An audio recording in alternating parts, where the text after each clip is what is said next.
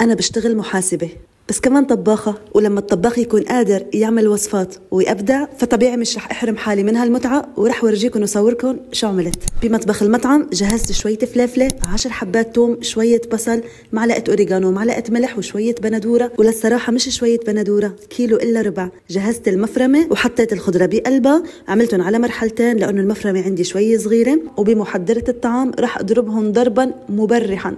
تخيلوا حدا زعجكم وطحنوا فيه. ما بعرف ليش حسيتكم انبسطتوا لما قلت لكم اطحنوا فيه. ما علينا. وبتنجرى على النار رح نزل حوالي 5 أو 6 معالق كبار ملاعق طعام من زيت الزيتون، بس يسخنوا كتير منيح. بجيب عندي كل كمية الخضرة يلي طحنتها، وانا طحنتها على مرحلتين لانه المحضرة شوي صغيرة مثل ما قلت لكم من شوي. هيدا هو القوام اللي بدي اياه.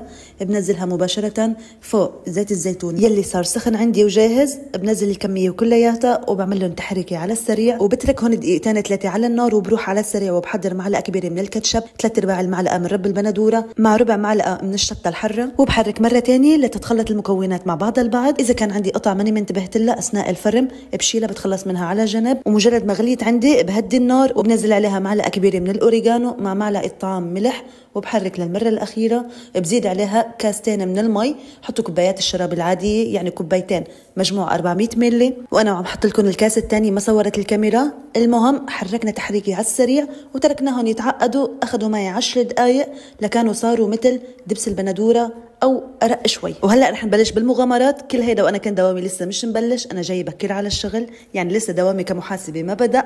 أخذنا شوية من العجين، وهيدا العجين بس مي وطحين وسكر وخميرة، ما في أكتر من هيك. رح نبلش إنه نرق برقاقة العجين. باخد شوية من العجين وبحط عليهم طحين، بطببهم بإيدي مثل ما ورجيتكم مشان ما يلزق عندي بالرقاقة، وفوتها من هيداك الميل بطلعها من الميل الثاني. وكل حدا اشتغل بفرن أكيد رح يكون عارف عن شو عم بحكي. والله يا جماعة الشغل بالعجين متعة حقيقية ما بيعرفها غير يلي عم يجربها ويلي بيضل يشتغل بالعجين. بشرفكم وبذمتكم مني أشتر معلم معجنات. عن جد أنا كتير بحب العجين، بقولكم مرة تانية بحب اشتغل فيه، متعة حقيقية. كررنا العملية اللي عملناها 4 مرات، حصلنا على 4 عجينات. هلأ بس بالشوبك هيك على الماشي برققها شوي صغيرة، لأنه حسيت أنا لساتها سميكي، وأنا ما بحب العجين السميك، بحبه دايما يكون رقيق وناعم. هيك وحدة ورا وحدة لخلص 4 قطع من العجين. بأي قطعة عندكم دائرية الشكل أنا بستخدم هيدي، أو مش أنا طبعا معلم المعجنات الأساسي يلي اليوم أنا أخدي وظيفته، بقطعها كلياتها وحدة ورا وحدة لأحصل على مجموعة من القطع، وكانت كميتها الحمد لله كبيرة. وبمناسبة هالفيديو يلي أول مرة عم بعملكم إياه، أنا بالعادة بقدم وصفات عادية جدا، هاي المرة عملت لكم شيء مختلف تماما.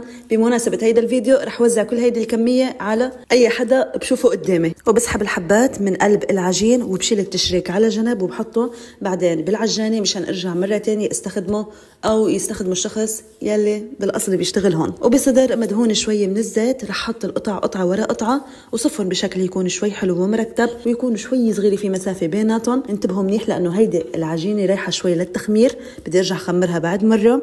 هلا رح أقول لكم الطريقة يلي عم خمر فيها. والصوص اللي كنا عاملينه على جنب برد وصرت قادرة إني استخدمه.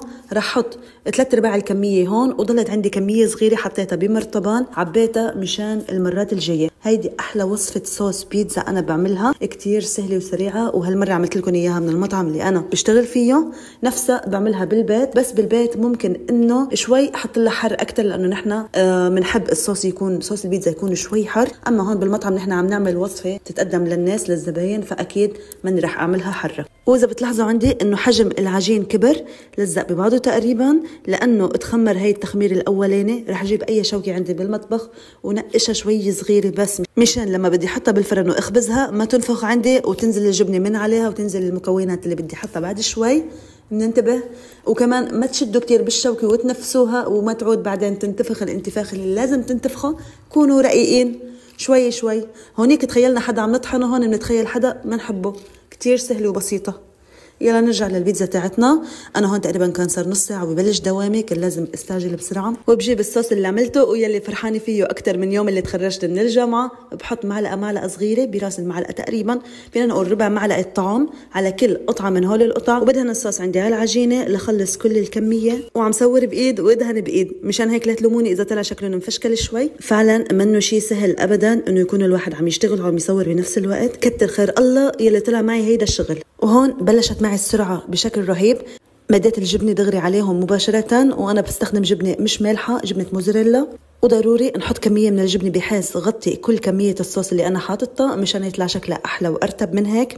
وراها مباشرة كم حبة زيتون كمان على كل قطعة، وأنا استخدمت الزيتون الأسود اللي مشرح، حطيت على كل حبة قطعتين من الزيتون.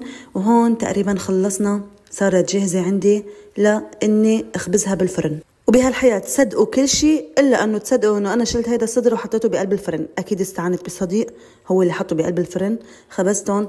كان الفرن كتير حامي قبل ما أدخل عليه الصدر، ما بياخدوا أكتر من 7-8 دقايق بهيدا الفرن وبيكونوا جاهزين. هلأ بفرشاية عليها شوية زيت، رح دهن الأطراف قدر المستطاع لأنه بس تبرد تضل عندي طرية وما تخشب، وهي مش رح تخشب لأنه العجين مختمر كتير منيح، والعجين مدعوم ومحطوط له سكر، والسكر كتير بيعطي هشاشة للعجين. وما خلصت المهمة عند هون، ضل بقى اني افتح لكم حبة من الحبات وورجيكم كيف طلعت. كتير كتير شهية وطيبة، وما ممكن اوصف لكم قديش الصوص اللي عملته عطاها طعم كتير كتير كتير لذيذة ونقلها بمكان تاني كليا.